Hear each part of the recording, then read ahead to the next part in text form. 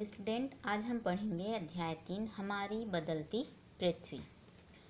स्थल मंडल अनेक प्लेटों में विभाजित हैं जिन्हें स्थलीय मंडलीय प्लेट कहते हैं। आप लोग जब 9वीं पढ़ोगे तो इसके बारे में और अच्छे से पढ़ोगे।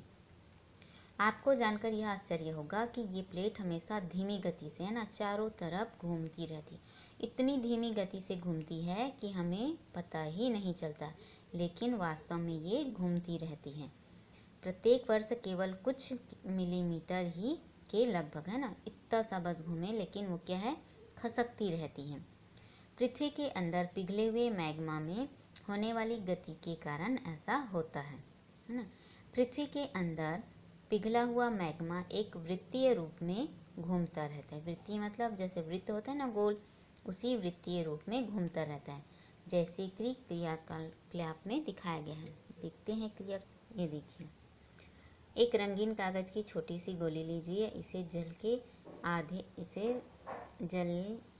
के आधे भरे बीकर में रख दीजिए। बीकर को तिपाही पर रखकर गर्म कीजिए, है ना। जल गर्म होने पर आप देखेंगे कि गर्म जल की परतों के साथ कागज की गोली भी ऊपर उठती है और ठंडे पानी की परतों के साथ यह गोली नीचे बैठ जाती है। पृथ्वी के अंदर स्थित पिघला हुआ मैग्मा भी इसी तरह गति करता है, जिसके कारण क्या होता है, प्लेट जो है वो खिसकती है। देखिए, स्थलीय मंडलीय प्लेट भूपर्पटी में अनेक बड़ी एवं कुछ छोटी कठोर आसान आकार की प्लेटें होती हैं, जिस पर महाद्वीप एवं महासागरों की सतहें टिकी हुई हैं। जो ये स्थलीय मंडल प्लेट कहा जा रहा है ना, तो उस पर क्या है, ये महाद्वीप और महासागर की सतह जो है वो टिका हुआ है। अब देखिए, प्लेट की गति के कारण पृथ्वी की सतह पर परिवर्तन होता है। पृथ्वी की गति को उन बलों के आधार पर विभाजित किया गया है जिनके कारण ये गतियाँ उत्पन्न होती है। जो बल पृथ्वी के आंतरिक भाग में घटित होता है उसे क्या कहते हैं, अंतर्जनित बल, क्योंकि वो क्या होता है, पृथ्वी के अंदर में चलता रहता है ना, इसलिए इसको अंतर्जनित बल कहते हैं। एंडोजेनिक फोर्स इंग्लिश में नाम है उसका। एवं जो बल पृथ्वी की सतह पर उत्पन्न होते हैं, पृथ्वी की सतह मतलब हम जो जिस जमीन पर रहते हैं ना, धरातल पर, उसे बहिर्जनिक बल कहते हैं, एक्सोजेनिक फोर्स। अंतर्जनित बल कभी आकस्मिक गति उत्पन्न करते हैं, जैसे भूकंप, ज्वालामुखी। ये अंदर से आता है ना, ऊपर में होता है क्या, नहीं, ये अंदर से बाहर आता है ना। तो अंतर्जनित बल के अंतर्गत भूकंप, ज्वालामुखी आते हैं। क्या आकस्मिक होते हैं, अचानक होते हैं, है ना। इससे क्या होता है, पृथ्वी की सतह पर हानि भी होती है, और जो ज्वालामुखी निकलता है उसके कुछ कुछ लावा से फायदा भी होता है। देखिए, पृथ्वी की गतियाँ, अंतर्जनित बल, इसमें क्या है, आकस्मिक होता है। पटल विरूपण बल होता है, इसमें क्या क्या आता है, आकस्मिक बल में भूकंप, ज्वालामुखी, भूस्खलन, है ना। और पटल विरूपण में, पटल जो धरती में परिवर्तन होता है, पर्वत निर्माणकारी बल। और बहिर्जनित बल है अपर्दन एवं निक्षेपण। आप लोग साइंस में भी पढ़ते होंगे। नदी, बहता पानी, ये क्या है, ये सतह में होता है, बहिर्जनित बल है। पवन, ये भी धरती के ऊपर होता है। समुद्री तरंग, ये भी धरती के ऊपर होता है। और हिमनद, ये भी। तो ये सारे क्या है, बहिर्जनित बल। जैसे अभी बहिर्जनित बल में क्या होता है, अधिक बारिश के कारण बाढ़ भी आ जाती है ना, तो इससे भी नुकसान होता है। अब देखते हैं ज्वालामुखी। ज्वालामुखी भूपर्पटी पर खुला एक ऐसा छिद्र होता है जिसमें पिघले हुए पदार्थ अचानक निकलती हैं। ये है ज्वालामुखी। ये धरती के अंदर होता है। ये क्या है, अंतर्जनित बल होता है। ये मेटल है, धरती के अंदर का हिस्सा। ये भूपर्पटी है ना। ये क्या है, लावा। ये जो लाल रंग का दिख रहा है ना, वो लावा है, ठीक है। ये ऐसे धरती के ऊपर से निकलता है और ये लावा ऊपर बहते रहता है और धरती पर जमने लग जाता है ना।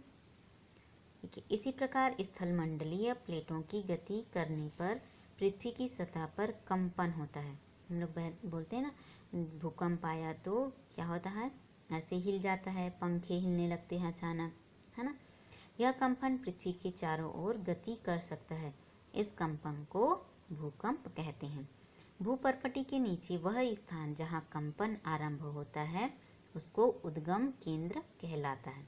जहाँ से भूकंप स्टार्ट होता है ना, जिस जगह से निकलता है, जिस जगह से ये क्या है स्टार्ट होता है, उसको बोलते हैं उद्गम केंद्र। उद्गम केंद्र के भू सतह पर उसके निकटतम स्थान को अधिकेंद्र कहते हैं। अधिकेंद्र से कंपन बाहर की ओर तरंगों के रूप में गमन आगे बढ़ती है ना। अधिकेंद्र के निकटतम भाग में सर्वाधिक हानि होती है और अधिकेंद्र से दूरी बढ़ने के साथ भूकंप की तीव्रता धीरे धीरे कम होती जाती है ना।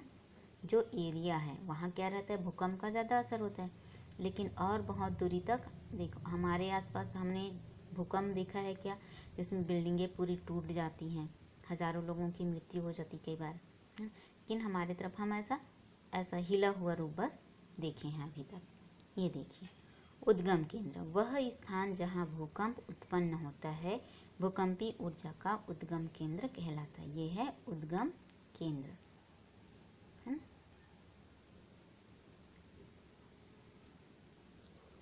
यद्यपि भूकंप की भविष्यवाणी संभव नहीं है, लेकिन यदि हम पहले से तैयार हों तो इसके प्रभाव को निश्चित रूप से कम किया जा सकता है।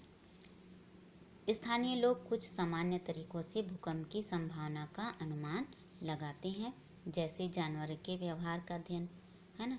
जब भूकंप आने वाला रहता है तो जानवरों का जो व्यवहार होता है उसमें परिवर्तन हो जाता होगा। तालाब में मछलियों की उत्तेजना, मछलियाँ जो है वो बहुत व्याकुल हो जाती होंगी, और सांपों का धरातल पर आना, है ना। ये देखिए दिया गया है भूकंप, गुजरात में भूकंप द्वारा विनाश, इतना बड़ा जो बिल्डिंग है वो पूरा तहस नहस हो जा रहा है और उसके पास का बहुत एरिया जो है वो नुकसान में आ जाता है। तो आप लोगों ने भूकंप के बारे में पढ़ा, आज के लिए इतना ही।